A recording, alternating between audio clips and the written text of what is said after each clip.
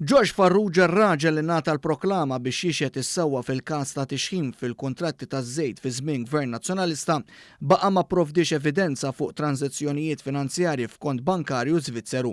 Farrugia kien ammetta li huwa kien jagħti eluf ta' flus biex ixaħħam nies fl-Enemalta biex jieħu kuntratti dwar iż-żejt. Il-Malta Today rapportat kif ftit tal-ġimgħat ilu George Farrugia kien qed jixjed fil-qorti f'każ kriminali kontra ħutu stess. F'dan il-każ il-ħames aħwa Farrugia jinsabu mixlija li kienu jafu bit-tixħim li qed jagħmel George Farrugia fil-kuntratti taż-żejt. Meta kien feċ l-iskandlu ta' korruzzjoni fil-kuntratti taż-żejt fi frar tal-2013 xahar eżatt qabel l-elezzjoni ġenerali, il-Prim Ministru caretaker ta' dak iż-żmien Lawrence Gonzi kien tal-parir biex tingħata l-maħfra presidenzjali lil George Farrugia. Iżda meta f'nofs Ottubru li għadda x-xut ewlieni f'dan il-każ kien mistoqsi biex jippreżenta evidenza ta' transazzjonijiet li juru li għaddew flus, Farrugia ma kienx kapaċi jippreżenta dan sa issa. Farrugia saħaq li huwa m'għandux aċċess għal kont Svizzeru li kien fetaħ iżda ppreżenta sempliċement ktieb promozzjonali tal-bank. Id-difiża tal-aħwa Farrugia mmexxija mill-avukat Stephen Farrugia Sacco qed tisħaq u titlob li George Farrugia jippreżenta l-attività finanzjarja ta' dan il-kont.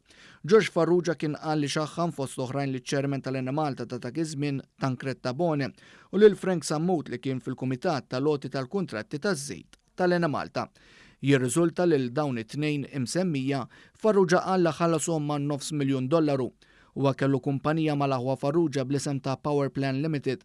Iżda mbagħad George Farrugia kien fetaħ kumpanija oħra bl-isem ta' Akon fejn fiha kien jitfa' flus mill-kumpanija l-oħra li kellu ma' ħutu. Skont George Farrugia ħutu kienu jafu b'dan hekk kif hu kien juża Akon biex ixaħħam biha uffiċjali għolja fl-Enemalta.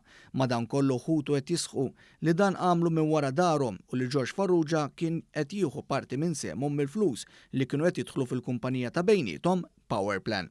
Farrugia stess kien ammetta li ħutu ma kinux jafu kif kien jaħdem bejn Power Plan u Akon.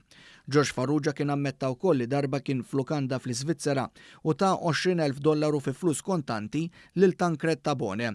L-aħwa ta' George Farrugia jiġħdu l-akkużi miġġuba kontrihom, jiġifieri li huma kienu jafu bit-tixħim.